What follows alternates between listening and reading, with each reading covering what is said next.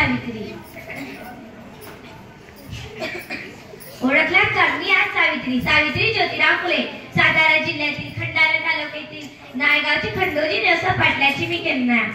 अवघ्या 9व्या वर्षी ज्योतिराव फुले माणसाशी माझं लग्न झाला आणि हळूहळू मला कळायला लागलं की ज्या माणसाशी माझं लग्न झालं ना ते एक साधा सुधारण माणूस नाही, या जगाला ऊर्जा देणारे क्रांती सूर्यच आहे. पण त्या काळी पायाने उमरावलं लढण्याची पद्धत नव्हती. बाईच्या जातीने कसं आपण बरं, आपलं काम बरं आणि घरातले माणसे, श्री पुरुष उच्च नीच असा खूप भेदभाव होता. पण या सर्वांवर एकच उपाय होता, ते म्हणजे शिक्षण. शिक्षणाचा विचार ज्योतिरावांच्या मनात होता.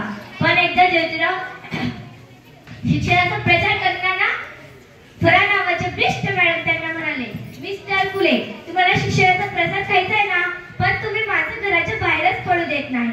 सो बॅड मिस्टर फुले. झालं, ते आले माझ्याकडे पाटी पेन्सिल घेऊन आणि म्हणाले, सावित्री, आजपासून मी तुला शिकवणार. झालं, सुरू झाला माझा अभ्यास. काना, मात्रा, विरांटी, आकार, उकार, बेक, बे, बेदून, विचार, बेदून कसा. आज अभ्यास मी लिहायला शिकले, वाचायला शिकले आणि काव्य सुद्धा रचू लागले. अशातच 1 जानेवारी 1848 लाच पुण्यातील भिडेवाड्यात पहिली शाळा सुरू केली आणि मी पहिली शिक्षिका आणि मुख्याध्यापिका सुद्धा झाली. शेपटासारखं जगला तर काम तमाम होईल, पण वाघासारखं जगला तर नाव होईल. पण समाजाचे माणसं धर्म बुडाला. अहो, एखाद्या सर्वसामान्य माणसाला शिक्षण देऊन कोणता धर्म बुडतो? इतका तकलाद असू शकतो का हा धर्म? धर्मासाठी माणूस असतो की माणसासाठी धर्म?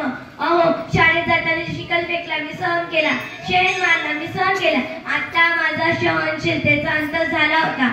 अचानक एक धतिकार माझ्या समोर येऊन बसतो. ए कवडे, कुठे निघाली? आता आमच्या पोरीबाईंना शिकवायला बंद कर.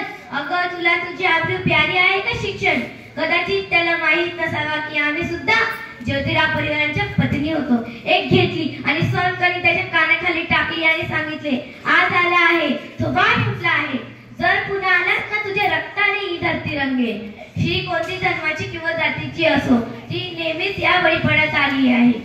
हो, जरा एखादी स्त्रीचा नवरा वारला म्हणून तिला सती जायचा, तिचा नवरा वारला म्हणून तिचा त्याच्यात काय दोष असतो?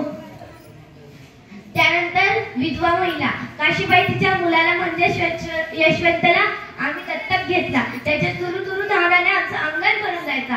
त्याला वाढवला, मोठा केला, त्याला डॉक्टरही बनवला. मी अशातच पुण्यात प्लेगाची साथ पसरली होती. लोक धडधड मरू लागले होते. मी यशवंतला सांगितले, यशवंत, आपल्याला हॉस्पिटल उघडायचं आहे. यशवंतने हॉस्पिटल उघडले. आम्ही सर्व रोगांचा उपचारही करत होते. प्लेग हा रोग सहसारखा जन्म होता, तो कधी ना कधी मलाही होणार होता, पण आम्ही जगलो.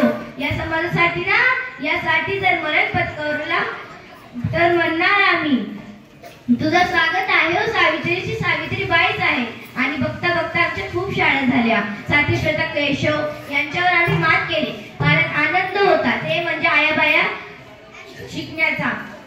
म्हणतात की विद्याविना मती गेली, मतीविना गती गेली. विद्याविना मती गेली, मतीविना गती गेली. मतीविना नीती गेली आणि गतीविना शुद्ध कचले. असा एक विद्याने केले. म्हणूनच मुलीला शिकवा, मुलीला वाचवा आणि या देशाची सुरक्षता वाढवा. कारण एक मुलगा शिकला ना तो एकटाच शहाणा होतो, पण मुलगी शिकली ना ती संपूर्ण घराला शहाणी करते. म्हणूनच मुलीला शिकवा आणि या देशाची शान वाढवा. या देशातील प्रत्येक नारी आज सावित्री तुझं गीत गाती. भाग्यवान आम्ही तुझ्या पदस्पर्शाने पावन झाली या देशाची माती. धन्यवाद. बेटी बचाओ बेटी